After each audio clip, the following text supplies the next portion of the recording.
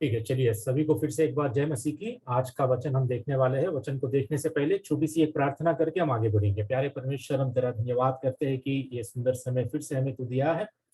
पिता, तेरे वचन को हम सीखने वाले हैं।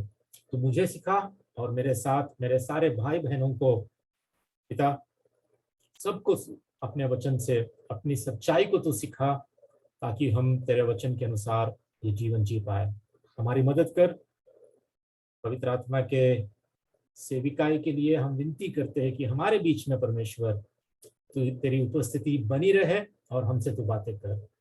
इन वचनों को विश्वास योग्यता के साथ मैं बांट सकूं, और पिता इन वचनों से, इन बातों से हमारे आत्मिक उन्नति हो सके। मदद कर, सहायता कर, और हमारे अंदर तेरे कार्य को तू आरंभ कर। सुनने के कान हमें दे, ग्रहण करने वाला मन हमें दे। और पिता, इस वचन को सुनकर हम उत्साहित होकर इस वचन के अनुसार हम चल पाए। हमारी मदद कर, सहायता कर। इस छोटी सी प्रार्थना यीशु के नाम से हम मांगते हैं परम। आमीन। तो दोस्तों, जैसे मैंने बताया और जैसा स्क्रीन पर आप देख रहे हैं कि आज का जो विषय है, एक पतरस का दूसरे अध्याय का 11 पद को हम देख रहे हैं। ठीक है, और टॉपिक है शरीर की अभिलाषाओं से बचे रहना। ठीक है, देखते हैं हम लोग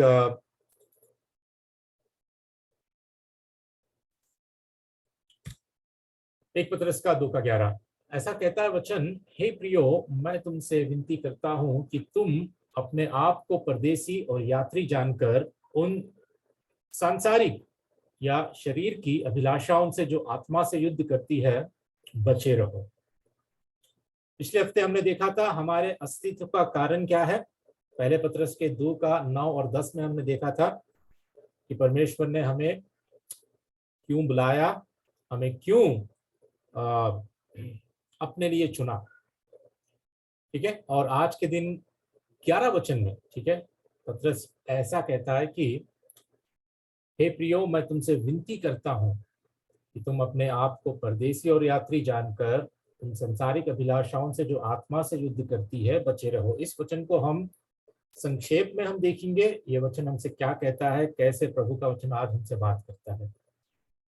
ठीक है, तो पहली बात, ठीक है, ये आज के इस संदेश को मैं एक प्रश्न के साथ शुरू करना चाहता हूं।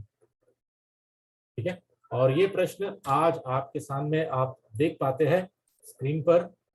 प्रश्न ये है कि अगर हम पहले से ही उद्धार प्राप्त व्यक्ति हैं, अगर हम पहले से ही मसीह में है, अगर हम पहले से ही सुरक्षित है, तो इस प्रकार की आज्ञाएं क्या हमारे लिए जरूरी है, आवश्यक है। ठीक है, जो आज्ञाएं हम देखने वाले हैं या वचन में जहां पर भी जो आज्ञाएं आप देख पाते हो, जैसे अभी सांसारिक अभिलाषाओं से बचे रहने की जो आत्मा से युद्ध करती है, ये जो आज्ञा हमें दी गई है, क्या ये आज्ञा हमारे लिए जरूरी है? हम तो पहले से ही उद्धार प्राप्त व्यक्ति है, हम पहले से ही मसीह में है, हम पहले से ही सुरक्षित है। ठीक है, हम अनुग्रह के सिद्धांतों को हमने देखा कि हमारा जो उद्धार है वो पूरी तरह परमेश्वर सुरक्षित करके रखा है। हम कभी अगर सच में हमने उद्धार पाया है तो हम कभी हमारे उद्धार को हम खो नहीं पाएंगे, क्योंकि परमेश्वर ने उसे सुरक्षित रखा है। अगर ऐसा है तो फिर आज्ञाओं का क्या कारण है, आज्ञाओं को देने की क्या जरूरत है? इस प्रकार की आज्ञाएं क्या हमारे लिए सच में आवश्यक है? ठीक है, यहां पर इस बात को हम सोचकर हम आगे बढ़ेंगे, क्योंकि आज तक अभी तक जो भी पतरस की लिखी हुई इस पत्र में हमने देखा कि परमेश्वर ने हमारे लिए क्या किया, हमने हमें क्या बनाया उसने। ठीक है, लेकिन अब हम आगे चल के देखेंगे कि कई सारी आज्ञाएं पतरस की इस पहली पत्री में पतरस हमें बताता है पवित्र आत्मा की प्रेरणा से। तो एक बात, ठीक है, पहली बात आपको आपके आगे मैं ये रखना चाहता हूं। ठीक है, एक वर्ग के लोग, ठीक है, एक वर्ग के लोग एक एक्सट्रीम में ये सोचते हैं, ठीक है, आज्ञा का पालन करना जरूरी नहीं है। ठीक है, वन एक्सट्रीम में थोड़े लोग सोचते हैं कि आज्ञा का पालन करने की क्या जरूरत है, हम तो अभी उद्धार पा लिए, हम लोग, परमेश्वर ने हमें चुना है, हमें बुलाया है अपने प्रभावशाली बुलाहट से, हमारे अंदर पवित्र आत्मा का कार्य हुआ है, परमेश्वर ने हमें धर्मी ठहराया है, हमारा उद्धार किया है, और एक दिन वो हमें महिमान्वित भी करेगा। तो परमेश्वर ने जब सब कुछ ये किया है तो आज्ञा पालन करने की क्या जरूरत है? हमें आज्ञा की पालन करने की कोई जरूरत नहीं है। आज के दिन हम जैसे भी चाहे वैसे हम जी सकते हैं। ये जो आज्ञाओं का पालन करना, ये सब कुछ करना, ये विधियों के मानने वालों के लिए है। वो कहते हैं कि इट इज लीगलिज्म, मतलब इन विधियों का पालन करना, इन आज्ञाओं का पालन करना, ऐसे लोग जो होते हैं ना, वो लोग जो करते हैं, जो लीगलिस्ट होते हैं, वो ऐसे लोगों के लिए ये बात ये लोग कहते हैं कि आज्ञा का पालन करना जरूरी नहीं है। ठीक है। और एक वर्ग के लोग होते हैं जो अदर एक्सट्रीम, ठीक है, अदर एक्सट्रीम, उनका कहना यह है कि आज्ञा का पालन करने से ही उद्धार तुम पाओगे। मतलब अगर तुम आज्ञा का पालन करोगे, तुम ऐसे ऐसे नियमों का अगर पालन तुम करोगे तो तभी तुम उद्धार पाओगे। इसीलिए आज्ञाएं परमेश्वर ने हमें दी है, इसीलिए आज्ञाओं की आवश्यकता आज हमें है, उनकी जरूरत हमें है, क्योंकि उनके द्वारा तुम उद्धार को पाओगे। और ये लोग हैं जो असुरक्षित है, मतलब दे आर इनसिक्योर। उनका मानना यह है कि उद्धार पाने के लिए तुम्हें परमेश्वर की सारी आज्ञाओं का पालन तुम्हें करना है। और मैं ये बताना चाहता हूं कि ये दो वर्ग वाले भी, ये दो ग्रुप्स वाले भी, जो एक एक्सट्रीम पर यहां पर है और दूसरा अदर एक्सट्रीम पर है, ये दोनों भी गलत है। ठीक है। एक कहता है कि ये लीगलिज्म है और दूसरा कहता है कि जरूर परमेश्वर की आज्ञा से ही हमें उद्धार मिलता है, बिकॉज दे आर इनसिक्योर। ठीक है। तो आज हम देखेंगे कि क्यों परमेश्वर ने हमें आज्ञा पालन करने के लिए कहा है, ये आवश्यक क्यों है हमारे लिए। ठीक है। ध्यान दीजिए, हमारे आज्ञा का मानना यह दर्शाता है कि हम कौन है, हु वी आर, हमारी पहचान क्या है।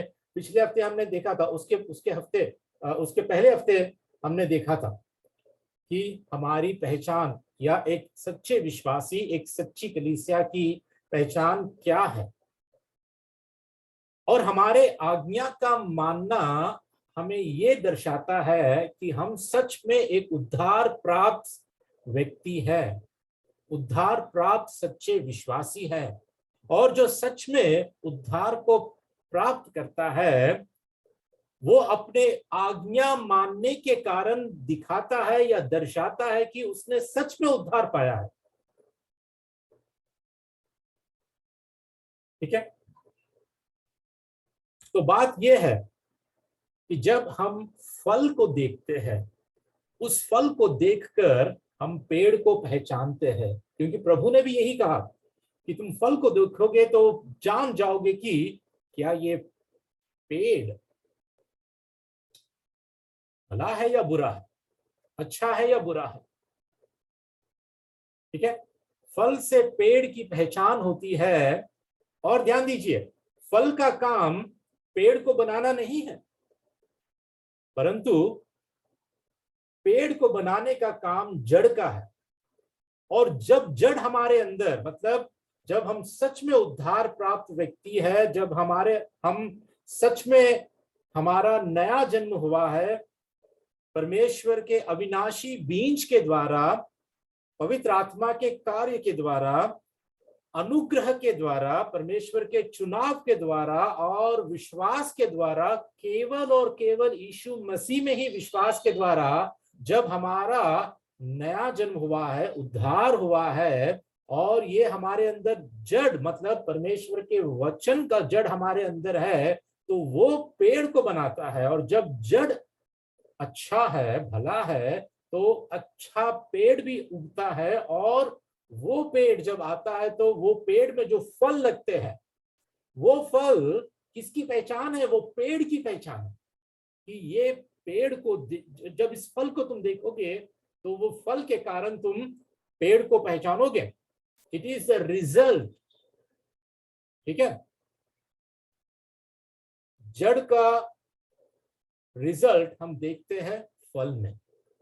इसीलिए जरूरी है हमें यह समझना कि जब हम आज्ञाओं का पालन करते हैं, हम इसलिए नहीं करते हैं कि हम सिर्फ थोड़े विधियों को मानने वाले लीगलिस्ट है, या हम लोग इनसिक्योर है इसीलिए आज्ञाओं का पालन हम करके परमेश्वर के उद्धार को हम पाते हैं। नहीं नहीं, बिल्कुल नहीं। यहां पर आपको समझने की बड़ी जरूरत है कि जो फल है वो पेड़ की पहचान को दर्शाता है। आज्ञा का मानना ये दर्शाता है कि आपने सच्चा उद्धार पाया है।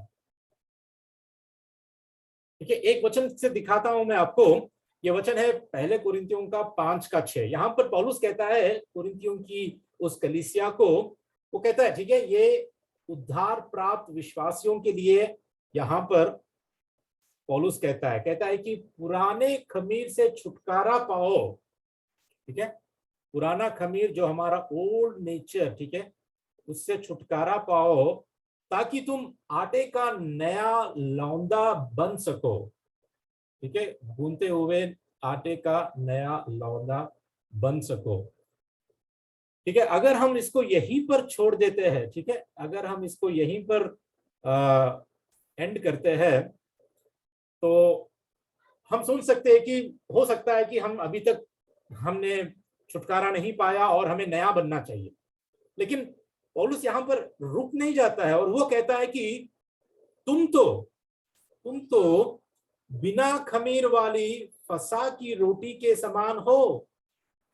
तुम पहले से बिना खमीर वाली फसा की रोटी के समान हो, लेकिन तुम्हारे पुराने खमीर से छुटकारा भी पाओ।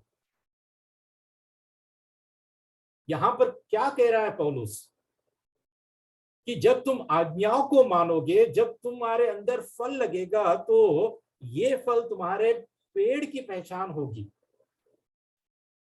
तुम तो ऑलरेडी पवित्र किए गए हो, तुम्हारे अंदर अब कोई खमीर नहीं है, तुम बिना खमीर वाली फसा की रोटी के तुम समान हो पोजिशनली। ठीक है, तुम्हारी स्थिति में तुम मसीह के साथ धर्मी ठहराए गए हो, बिल्कुल सही है। लेकिन धार्मिकता का जीवन जीने के लिए, प्रैक्टिकली राइचियसनेस को या हमारे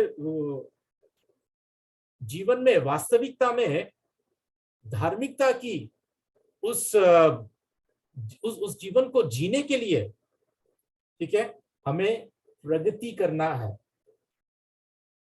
उस प्रगतिशाली पवित्रीकरण में हमें आगे बढ़ते रहना है।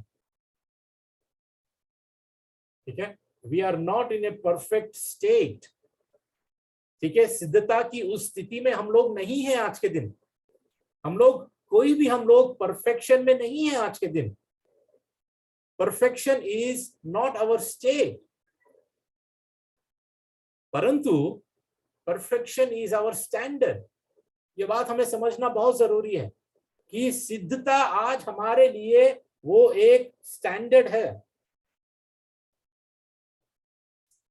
ताकि हम उस दशा में पहुंच सके, धीरे धीरे प्रगति करते हुए।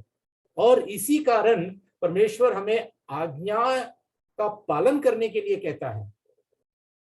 और हम ये देख पाते हैं कि अगर सच में हम उद्धार प्राप्त व्यक्ति है, तो हम उस आज्ञाओं को हम जरूर मानेंगे।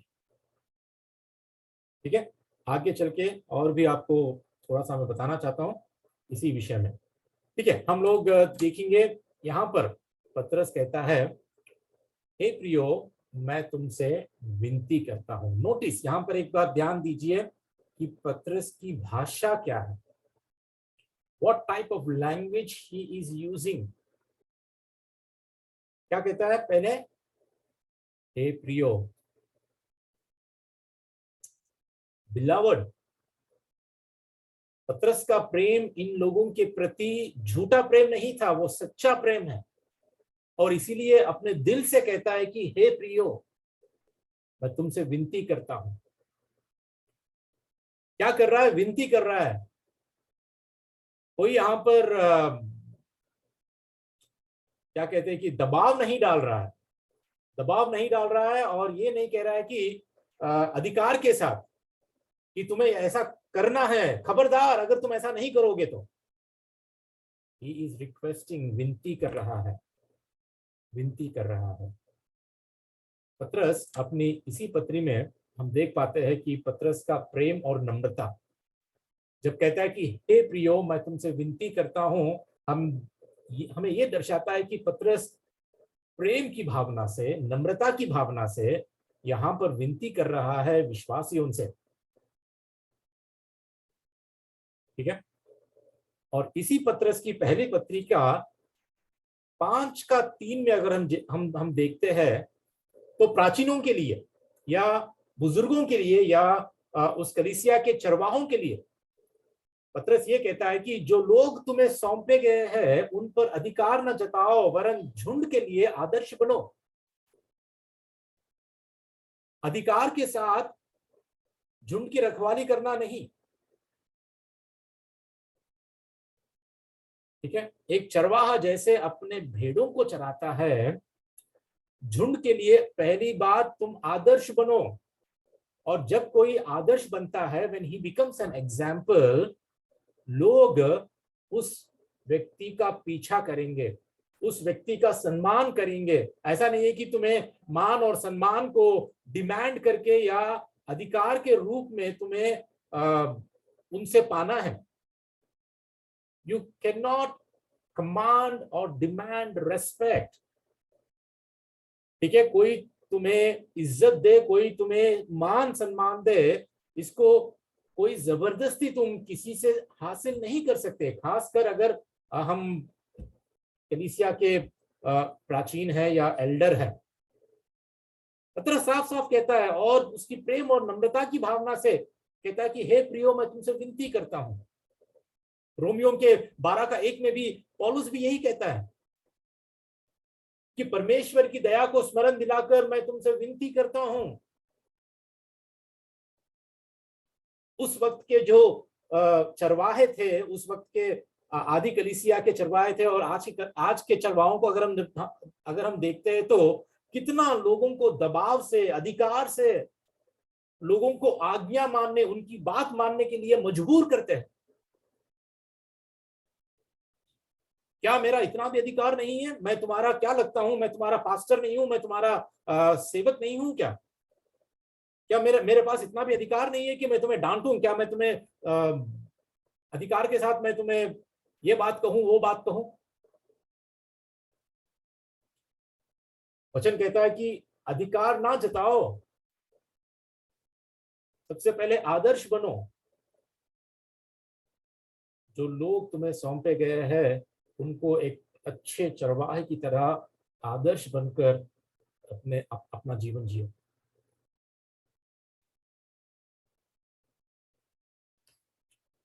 पाप का विरोध करके पाप को सही करने, एक इंसान के जीवन में अनुशासन के लिए उसको सही करने का या उसको डांटने का समय अलग होता है, ठीक है। वचन के अनुसार वो बात मैं नहीं कह रहा हूं यहां पर, लेकिन जिस रीति से, ठीक है, जिस रीति से पतरस कह रहा है कि हे प्रियो मैं तुमसे विनती करता हूं, देखिए यहां पर पतरस का प्रेम और नम्रता, ठीक है। और एक जगह भी मैं आपको दिखाना चाहता हूं पौलुस क्या कहता है, देखिए। पहले थिस्सलुनीकियों की पत्रिका 2:7 में पौलुस ऐसा कहता है कि परंतु जिस तरह माता अपने बालकों का पालन पोषण करती है, वैसे ही हमने भी तुम्हारे बीच में रहकर कोमलता दिखाई है। जैसे एक माता अपने बालकों का पालन पोषण करती है, कोमलता के साथ, कोमलता के साथ पौलुस कहता है कि हम तुम्हारे बीच में रहकर सेविकाई किए हैं। इसका मतलब ये नहीं कि पौलुस कॉम्प्रोमाइज हो गया या वो वचन को लेकर वचन की शिक्षा को सही रीति से नहीं दिया। वो जो कुछ लोगों ने कहा उसको सुनकर वो अपने वचन को जैसा है वैसा नहीं बताया, नहीं, ऐसा नहीं है।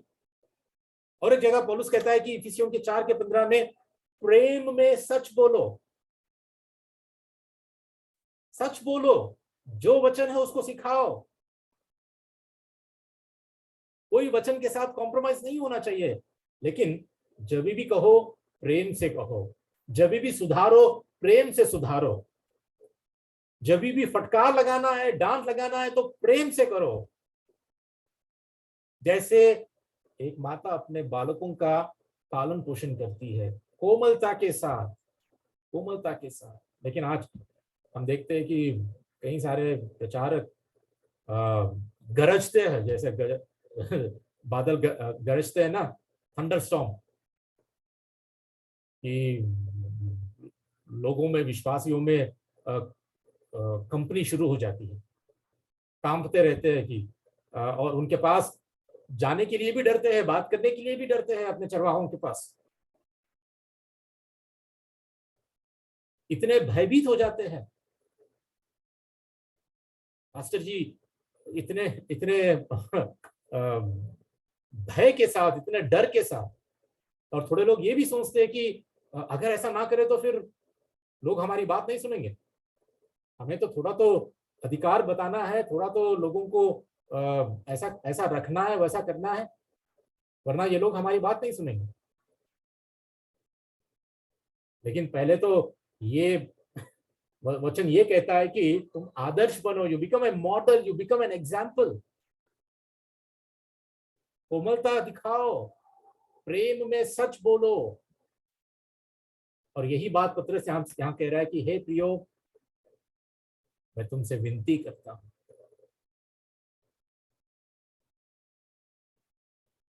कहां पर हम लोग, कितने कलीसियाओं में, कितने लोगों के, क्या विश्वासियों के बीच में भी क्या हम ऐसी कोमलता को देख पाते हैं? कैसे ये आदर्श का जीवन हम पहली बात में हम देख पाते हैं? क्या प्रेम में सच बोलने वालों को हम देख पाते हैं? क्या खुद का हमारा भी जीवन ऐसा है? सोचने की बात है दोस्तों। आगे चलते हैं। अब देखिए यहां पर पत्रस कहता है कि तुम अपने आप को परदेशी और यात्री जानकर, दो बातें, ठीक है, क्या कहता है? एक तो कहता है कि परदेशी, और दूसरी बात यात्री। अपने आप को परदेशी जानो और यात्री जानो। क्यों कह रहा है यहां पर पत्रस? क्योंकि हमारा घर यहां नहीं है, हमारा परमानेंट एड्रेस, ठीक है, पृथ्वी पर नहीं है। मतलब ये जो पृथ्वी पर हम जी रहे हैं, इस पृथ्वी, ये धरती, यहां पर हमारा परमानेंट एड्रेस नहीं है। हम यहाँ के नहीं हैं, हम परदेसी है, हम यात्री है। ये देश हमारा, चाहे तुम कहां पर भी हो, सिंगापुर में हो, अमेरिका में हो, इंडिया में हो, अफ्रीका में हो, चाइना में हो, किसी भी देश में तुम क्यों ना हो, अगर हम सच्चे विश्वासी है तो हम ये जान पाएंगे कि ये मेरा देश नहीं है, मैं परदेशी हूं यहाँ पर, मैं यात्रा कर रहा हूं यहाँ पर। और इसी के चलते फिलिपियों की लिखी हुई पत्री का 3 अध्याय का 18 और 20 में हम देख पाते हैं, ठीक है। यहाँ पर पौलुस यहाँ पे फिर से कहता है कि क्योंकि अनेक लोग ऐसी चाल चलते हैं जिनकी चर्चा मैंने तुमसे बार बार की है, और अब भी रो रो कर कहता हूं कि वे अपनी चाल चलन से मसीह के क्रूस के बैरी है। उनका अंत विनाश है, उनका ईश्वर पेट है, वे अपनी लज्जा की बातों पर घमंड करते हैं। और देखिए यहां पर क्या कह रहा है? पृथ्वी की वस्तुओं पर मन लगाए रहते हैं, पृथ्वी की वस्तुओं पर मन लगाए रहते हैं। ये सच में उद्धार प्राप्त विश्वासी नहीं है, जिनका ईश्वर खुद अपना पेट है, जो अपनी चाल चलन से, ठीक है, अपनी चाल चलन से मसीह के क्रूस के दुश्मन है, बैरी है, अपनी लज्जा की बातों पर वो घमंड करते हैं, ठीक है। ये बातें कहने के बाद फिर पौलुस क्या कहता है? पर हमारा, मतलब हमारा किसका? सच्चे विश्वासियों का, सच्चे मसीहों का, जो ढोंगी नहीं है, जो जो जो फेक क्रिश्चियंस नहीं है, जो फेक बिलीवर्स नहीं है, पर हमारा स्वदेश स्वर्ग में है। मतलब हमारा परमानेंट एड्रेस, हमारा स्वदेश, जिस देश के हम हैं वो यहाँ पर नहीं है, वो स्वर्ग में है। और हम एक उद्धारकर्ता प्रभु यीशु मसीह के वहां से आने की हम प्रतीक्षा करते हैं। लेकिन जिसका देश यही है, जिसका देश धरती है, पता है वो क्या करेगा? पहली बात, पृथ्वी की वस्तुओं पर उसका लगाव रहेगा। पृथ्वी की वस्तुओं पर उसका इतना अटैचमेंट, इतना लगाव रहेगा कि वो अपने आप को इस पृथ्वी की वस्तुओं से अलग नहीं कर पाएगा, क्योंकि वो परदेशी नहीं है, वो यात्री नहीं है। पृथ्वी की वस्तुओं पर ही उसका मन लगा रहता है। लेकिन जब हम अपने आप को परदेसी और यात्री जान पाते हैं तो हमारा मन इस पृथ्वी की वस्तुओं पर लगा हुआ नहीं होता है। ठीक है, यहां पर लगाव की बात कर रहे हैं। भले ही हम पृथ्वी की वस्तुओं का इस्तेमाल हम कर सकते हैं, परमेश्वर ने हमें दिया ही है पृथ्वी के सारे वस्तुओं को कि हम इसको इस्तेमाल भी करें और इसको एंजॉय भी करें। ठीक है, God allows us to enjoy his creation। लेकिन हमारा जो लगाव है, हमारा जो अटैचमेंट है, हमारा जो जो संबंध है, वो केवल और केवल परमेश्वर से होना चाहिए। ठीक है, जो यात्रा कर रहा है, सोचिए एक बार, जब वचन कहता है कि हम यात्री है, यात्री मतलब आप एक जगह से दूसरी जगह यात्रा कर रहे हैं। जैसे मुंबई से दिल्ली अगर आप यात्रा कर रहे हैं, या इंडिया से सिंगापुर, या सिंगापुर से इंडिया आप यात्रा कर रहे हैं, तो आपका मन कहाँ रहेगा? मंजिल को पहुंचने के लिए उस मंजिल पर आपका मन रहेगा, या आपका मन सिर्फ यात्रा में जो आपकी सुख सुविधा है, या यात्रा में आप जो पाएंगे, जैसे अगर आप ट्रेन में सफर कर रहे हैं या प्लेन में सफर कर रहे हैं, जहां पे जैसे भी आप गाड़ी पे सफर कर रहे हैं, तो क्या उसी को आपका घर मान के आप बैठेंगे कि हाँ अब मैं कंफर्टेबल हूं, मैं उद्धार पा लिया, मैं बहुत अच्छा विश्वासी अभी हूं, अब मेरे लिए कोई काम की बात नहीं है, बस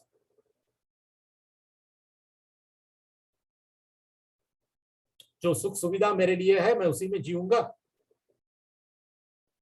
अगर हम अपनी यात्रा में अपने ही सुख सुविधा में अगर हम जिएंगे,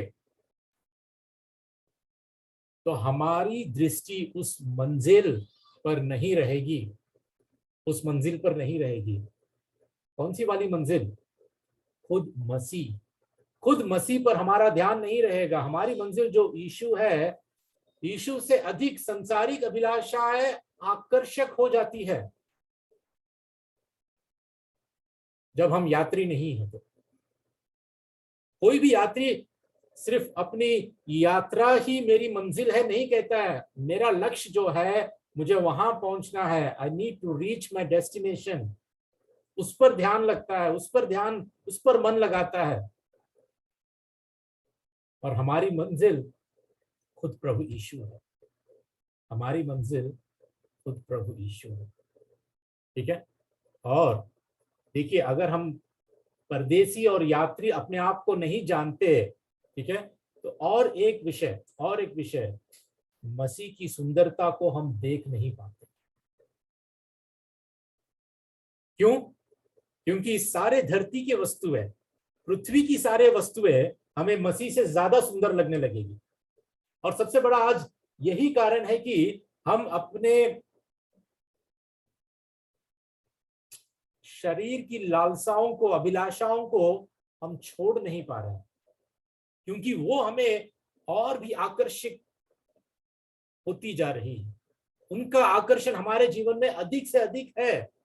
हम मसीह की सुंदरता को, कि वो कितना सुंदर है, वो कितना आकर्षणीय है, वो कितना महान है, उसकी सुंदरता को हम नहीं देख पा रहे हैं। इसलिए उसके अलावा जो भी दूसरी पृथ्वी की वस्तुएं हैं, उन पर हमारा ध्यान है।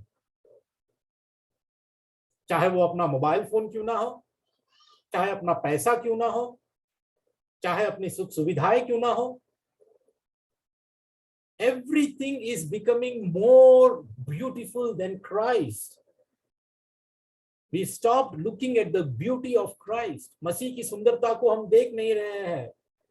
जब मसीह, अगर हम सच में परदेशी और यात्री है, तो मसीह की सुंदरता हमारे आंखों के सामने अगर हमेशा अपनी मंजिल की तरह होती है, तो ये दुनिया की सारी वस्तुएं, दुनिया की सारी अभिलाषाएं, सारी सांसारिक अभिलाषाएं फीकी पड़ जाती है, फीकी पड़ जाती है। ठीक है, आगे बढ़ना चाहता हूं। आखिरी में क्या कहता है यहां पर, उन संसारिक या शरीर की अभिलाषाओं से जो आत्मा से युद्ध करती है बचे रहो। शरीर की अभिलाषा है, इसको पौलुस भी गलतियों की लिखी हुई पत्री के 5 का 19 और 19 से 21 तक पौलुस ऐसे कहता है, शरीर के काम तो प्रकट है, अर्थात विचार, गंदे काम, लुचपन, मूर्ति पूजा, टोना, बैर, ईर्ष्या, क्रोध, विरोध, फूट, विधर्म, डाह, मतवालापन, लीला क्रीड़ा और इनके जैसे। ध्यान दीजिए, यहां पर लिस्ट खत्म नहीं होती है, ये पूरी फुल लिस्ट नहीं है यहां पर। इनके जैसे और काम है। ठीक है, इनके जैसे और काम है। और इनके विषय में मैं तुमको पहले से कह देता हूं, जैसा पहले कह भी चुका हूं, कि ऐसे ऐसे काम करने वाले परमेश्वर के राज्य के वारिस ना होंगे। ठीक है, तो उन संसार की अभिलाषाएं, अब इसको हम कैसे डिफाइन कर पाएंगे हम? संसार की अभिलाषाएं जो यहाँ पर आपको लिस्ट दिख रही है, ये और इनके जैसे ऐसे और भी काम है। उतना ही नहीं, उतना ही नहीं, मैं आपको और एक भी बात बताता हूं। हर अभिलाषा जो आपके अस्तित्व के कारण का विरोध करती है, वह शरीर या संसारिक अभिलाषा है। ठीक है, आपके अंदर जितनी भी इच्छाएं, जितनी अभिलाषाएं जो उत्पन्न होती है, जो आपके अस्तित्व के कारण का विरोध करती है। आपको पता है, हम पिछले हफ्ते या उसके पहले हफ्ते अस्तित्व के कारण, हमारे अस्तित्व का कारण क्या है, हमने देखा था कि हमारे अस्तित्व का कारण यह है कि हम परमेश्वर के गुणों को प्रकट करें। और जो भी अभिलाषा है इस अस्तित्व के कारण का विरोध करती है, वो शरीर या संसारिक अभिलाषा है। अब इससे आप जान सकते हैं कि जहां पर भी आपके मन में ऐसी अभिलाषाएं, अगर आपके शरीर में ऐसी अभिलाषाएं उत्पन्न होती है जो परमेश्वर के गुणों को प्रकट नहीं करती है, आपकी चाल चलन में, आपके बातों में, आपके जीवन शैली में, आपके सोच और विचारों में भी, तो वो शरीर या संसारिक अभिलाषा है। आगे बढ़ना चाहता हूं। ठीक है, शरीर, यहां पर जब हम कहते हैं शरीर, फ्लैश, ठीक है, फ्लैशली लस्ट, शरीर पुराना मानव स्वभाव है जो परमेश्वर की चीजों को पसंद नहीं करता है, और वो अपने आप को, ठीक है, स्वतंत्रता, शक्ति, प्रतिष्ठा और संसारिक सुखों से संतुष्टि प्राप्त करना पसंद करता है। क्या बाइबल के अनुसार शरीर को हम ये कह सकते हैं कि ये हमारे पुराने मानव का स्वभाव है, तो परमेश्वर की चीजों को नहीं, परंतु खुद की अपनी स्वतंत्रता, मुझे किसी के अधिकार में, किसी के नियंत्रण में मुझे नहीं रहना चाहिए, मुझे पूरी स्वतंत्रता चाहिए, किसी के शक्ति में, किसी की सामर्थ्य में, किसी के अधीनता में मैं नहीं रहना चाहता हूं, मुझे प्रतिष्ठा चाहिए, मान सम्मान चाहिए, मैं अपने आप को ऊंचा उठाना है, और मैं बस संसारिक सुखों में ही संतुष्ट होना चाहता हूं, और उसी संतुष्टि प्राप्त करना पसंद करता है वो। ठीक है, ये शरीर है, और इसी के द्वारा जो हमारे अंदर उत्पन्न होती है भावनाएं या अभिलाषाएं, वो शारीरिक अभिलाषाएं हो जाती है। ठीक है, और एक वचन देखिए, गलतियों का यही 5वें अध्याय में, सॉरी 19 से 21 में नहीं है, ये 5 का 16 है। यहाँ पर मैंने गलत टाइप कर दिया है, ये 5 का 16 है। ठीक है, गलतियों का 5 का 16। अब इन शरीर की अभिलाषाओं को हम कैसे, हम इससे बचे रहें? पौलुस कहता है कि मैं कहता हूं, आत्मा के अनुसार चलो तो तुम शरीर की अभिलाषा किसी रीति से पूरी ना करोगे। ठीक है, गलतियों का 5:16। मैं कहता हूं आत्मा के अनुसार चलो तो तुम शरीर की अभिलाषा किसी रीति से पूरी ना करोगे। मतलब यहाँ पर प्रैक्टिकल एप्लीकेशन हमारे लिए क्या है आज के दिन, कि हम शरीर की अभिलाषाओं से हम कैसे बचे रह सकते हैं। कैसे हम बचे रह सकते हैं? हमने देखा कि अब शरीर की अभिलाषा क्या है, शरीर का मतलब क्या है, और अब देख रहे हैं कि हम कैसे, हाउ कैन वी एब्स्टेन, कैसे हम शरीर की अभिलाषा से बचे रह सकते हैं। एक ही बात में पौलुस कहता है आत्मा के अनुसार चलो। जब पवित्र आत्मा से हमारा नया जन्म हुआ है, पवित्र आत्मा हमें दिया गया है, पवित्र आत्मा हमारे अंदर निवास कर रहा है, पौलुस वहीं पे नहीं रुक रहा है। अब कहता है पौलुस कि जब पवित्र आत्मा से तुम भरपूर हुए हो, पवित्र आत्मा तुम्हारे अंदर है, तो उस आत्मा के अनुसार चलो, आत्मा के अनुसार भी चलो। देखिए, जब पवित्र आत्मा हमारे अंदर होता है तो पवित्र आत्मा के द्वारा हमारे अंदर इच्छाएं उत्पन्न होती है, ठीक है, और शरीर के द्वारा भी, ठीक है, क्योंकि हम इस संसार में जी रहे हैं, संसार के लोगों के बीच में जी रहे हैं, संसार के इस वातावरण में हम जी रहे हैं, तो शरीर की इच्छाएं भी, शरीर की अभिलाषाएं भी हमारे अंदर उत्पन्न होती है। ठीक है, पूरी संभावना है हर विश्वासी में भी इस शरीर की अभिलाषाएं उत्पन्न होने की सारी संभावना है। और आत्मा के अनुसार चलने का क्या मतलब है? आत्मा के अनुसार चलने का क्या मतलब है? एक ही बात में अगर मैं कहूं तो आत्मा के द्वारा चलना हम तब करते हैं जब आत्मा द्वारा उत्पन्न इच्छाएं देह या शरीर द्वारा उत्पन्न इच्छाओं से अधिक प्रबल होती है।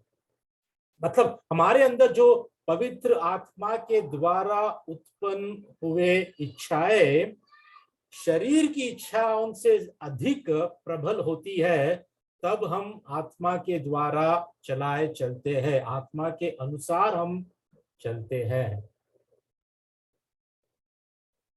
इसका मतलब क्या है? कि हमें पवित्र आत्मा के अधीन में होना चाहिए, पवित्र आत्मा के प्रति हमारा समर्पण होना चाहिए, उस पर हमें निर्भर होना चाहिए, पवित्र आत्मा के ऊपर हमें निर्भर होकर इस जीवन को जीना चाहिए। और उस आत्मा के द्वारा जो हमारे अंदर उत्पन्न होती है इच्छाएं, वो जब देह के द्वारा उत्पन्न होने वाली इच्छाओं पर प्रबल करती है, तभी हम आत्मा के अनुसार हम चल पाते हैं। और ध्यान दीजिए, परमेश्वर का आत्मा हमेशा आपको वचन की सीमा में ही चलाता है, वचन के बाहर नहीं, वचन की सीमा में ही, वचन में ही परमेश्वर का आत्मा आपको चलाता है। अगर कोई भी आज के दिन वचन के बाहर चल रहा है, वचन के अनुसार नहीं चल रहा है और घोषित कर रहा है, अपने आप को ये कहता है कि मैं पवित्र आत्मा के द्वारा चलाए चलता हूं, तो वो इंसान झूठा है। परमेश्वर का आत्मा हमें हमेशा वचन की सीमा में ही हमें चलाता है। ठीक है, आखिरी बात कहकर मैं समाप्त करना चाहता हूं। देखिए, ये सारी बातें जो है आज जो हमने सीखा है इस वचन के द्वारा, ये एक विश्वासी के व्यक्तिगत जीवन के विषय में है। ठीक है, मतलब अपने प्राइवेट लाइफ के बारे में। और आगे चल के, ठीक है, आगे का जो वचन है, आज हम वचन 11 को देखें और अगले हफ्ते जब हम 12 वचन को देखेंगे तो वहां पर पब्लिक लाइफ, मतलब समाज की हमारी जो जीवन है, एक है हमारा भीतरी जीवन जो हमारा प्राइवेट लाइफ है, जो इस वचन के अनुसार, ठीक है, कि हम अपने संसारिक या शारीरिक अभिलाषाओं से हम बचे रहने के लिए आज्ञा हमको दी गई है। उसके बाद हम देखेंगे अगले हफ्ते आने वाले सेशन में, प्रभु की इच्छा हो, कि कैसे पत्रस हमें दिखाता है कि हमारे प्राइवेट लाइफ में, हमारे भीतरी जीवन में, हमारे व्यक्तिगत जीवन में हमें कैसे जी कर उसी जीवन को कैसे हम दूसरों के बीच में, समाज के बीच में प्रभाव डाल सकते हैं। ठीक है, उम्मीद करता हूं इस वचन के द्वारा परमेश्वर ने आपको उत्साहित किया है। हम सबको कुछ ना कुछ आज नया परमेश्वर ने सिखाया है। ठीक है, परमेश्वर हम सभी की मदद करे, सहायता करे कि हम आत्मा के द्वारा चलाए चले और शरीर की अभिलाषा को पूरी ना करें और बचे रहे। ठीक है, और यहाँ पर जब बचे रहने की बात वचन कहता है, इंग्लिश में कहता है, इंग्लिश में कहा गया है कि एब्स्टेन। एब्स्टेन मतलब दूर रहो या परहेज करो। परहेज मतलब आपको पता होगा कि अगर जब हम बीमार पड़ते हैं तो डॉक्टर हमें कुछ कहता है कि ये खाने से तुम परहेज करो। जैसे कि अगर आपको शुगर की बीमारी होगी तो आपको मीठा या चीनी खाने से आपको परहेज करना है, आपको नहीं खाना है। खाओगे तो नाश हो जाओगे, विनाश हो जाएगा, मर जाओगे। बिल्कुल उसी तरह बचे रहो, शरीर की अभिलाषाओं से तुम परहेज करो, तुम बचे रहो कि तुम उसको ना करो, क्योंकि ये तुम्हारी आत्मा को, ठीक है, यहाँ पर पवित्र आत्मा की बात नहीं करी है, हमारे खुद की व्यक्ति के, हमारे आत्मा की बात यहाँ पर है। ठीक है, शरीर की अभिलाषाएं हमारे खुद की आत्मा के विरोध में वार या युद्ध करती है। ठीक है, तो ये बात हमें ध्यान देना है कि हमें परहेज करना है। ठीक है, परमेश्वर इन बातों को आशीष दे। चलिए हम लोग प्रार्थना करके हम समाप्त करें।